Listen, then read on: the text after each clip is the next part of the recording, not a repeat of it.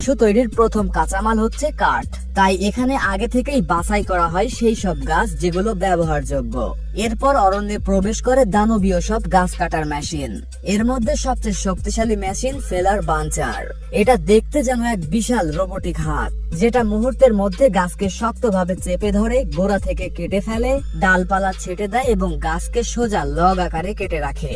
1 মিনিটেরও কম সময়ে এটি কয়েক ডজন গাছ কেটে ফেলতে পারে, আর কয়েক ঘন্টার মধ্যে এটা পুরো অরণ্য সাফ করে দেয়। গাছ কাটা হয়ে গেলে পরবর্তী ধাপে গাছের গুঁড়িগুলোকে ট্রাকে লোড করা হয়। আর এই কাজটা করে একটা বিশেষ ধরনের শক্তিশালী মেশিন, যার নাম লগ লোডার। বিশাল গ্রিপযুক্ত এই মেশিন কয়েক টন ওজনের গাছ সহজেই ট্রাকে লোড করে দেয়। মুহূর্তের মধ্যে ট্রাক ভরে যায় বিশাল গাছের গুঁড়ি দিয়ে।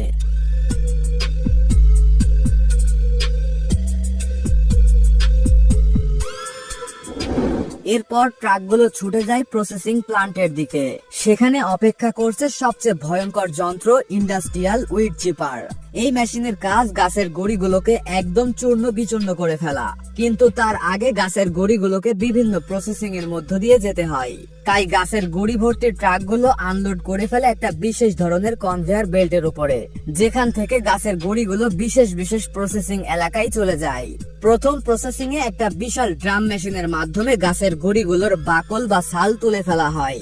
এরপর বাকল ছাড়ানো কাঠকে পরিষ্কার পানি দিয়ে ধুয়ে পাঠানো হয় মেটাল ডিটেক্টর চেম্বারে। সেখানে গুঁড়ির মধ্যে পেরেক বা লোহা জাতীয় কোনো কিছু আছে কিনা তা চেক করা হয়। সবকিছু ঠিকঠাক থাকলে গাছের গুঁড়িগুলোকে ইন্ডাস্ট্রিয়াল উইড চিপারের মধ্যে ফেলে দেওয়া হয়।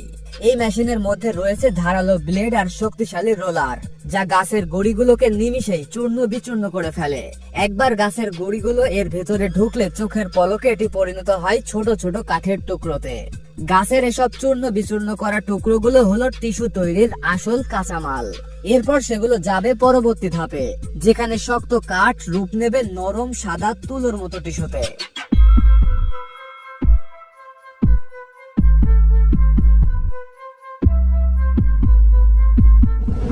আসলে টিস্যু তৈরির জন্য শুধুমাত্র কাঠের এসব চূর্ণ বিচূর্ণ করার টুকরোই যথেষ্ট নয়। এর পাশাপাশি প্রয়োজন হয় কাগজের। তবে এগুলো কোনো নতুন কাগজ নয়, ব্যবহার করা হয় সেই সব রিসাইকেল যোগ্য কাগজ যেগুলো আর আমাদের প্রয়োজন মেটায় না। প্রথমেই এসব কাগজকে পাঠানো হয় একটি আধুনিক সেটিং সিস্টেমের ভেতরে। এখানে বিশেষ সেন্সর যুক্ত মেশিন প্রতিটি কাগজকে পরীক্ষা করে আলাদা করে ফেলে।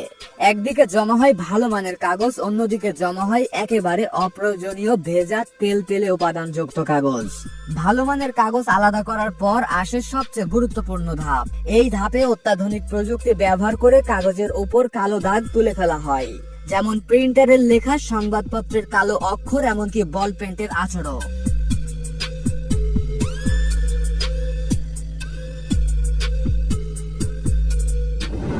এবার শুরু হয় টিস্যু তৈরির সবচেয়ে সংবেদনশীল এবং গুরুত্বপূর্ণ ধাপ, পাল্প তৈরি।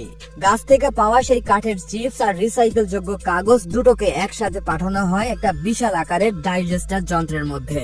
এখানে মেশানো হয় বিশেষ কিছু রাসায়নিক। এই রাসায়নিক মিশ্রণে কাঠের টুকরো এবং পুরনো কাগজগুলোকে 170 ডিগ্রি সেলসিয়াসে ঘন্টার পর ঘন্টা সিদ্ধ করা হয়।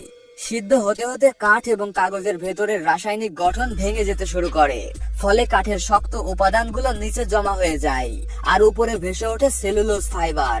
আর এটাই হলো আসল সম্পদ, কারণ এই উপাদানকেই বলা হয় পাল্প।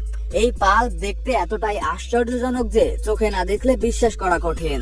এটি একেবারে দুধের মতো সাদা, ফেনা বা গেজার মতো নরম, আর কাছ থেকে দেখলে মনে হয় পানিতে তুলা ভিজিয়ে রাখা হয়েছে। হাজারো রাসায়নিক ধাপ আর যান্ত্রিক প্রক্রিয়া শেষে তৈরি হওয়া এই পাল্প এখন রূপ নেবে নরম সাদা মসৃণ টিস্যুতে। এই ধাপে পাল্পকে পাঠানো হয় একটা বিশাল গরম সিলিন্ডারের ভেতর, যেটাকে বলা হয় ডায়ার। এই ডায়ারের ভেতরে প্রচন্ড তাপ আর চাপের কারণে পাল্পের ভেতরকার পানি পুরোপুরি শুকিয়ে যায়। ধীরে ধীরে এই ভেজা পাল্প রূপ নিতে থাকে পাতলা নরম টিস্যুর আস্তরণে, যেন চোখের সামনে কোনো জাদু ঘটছে।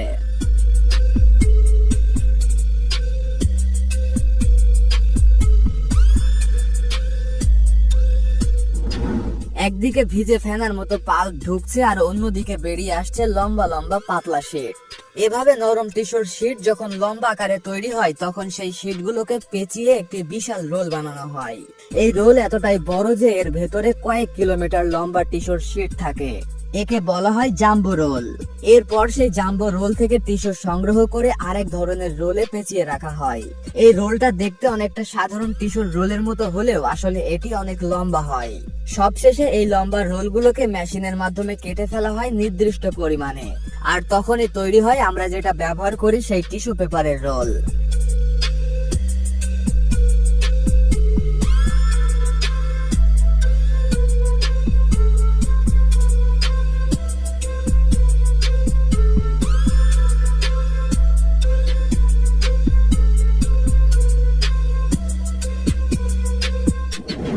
এরপর সেগুলো সুন্দরভাবে প্যাকেটজাত করে বাজারে পাঠানো হয়।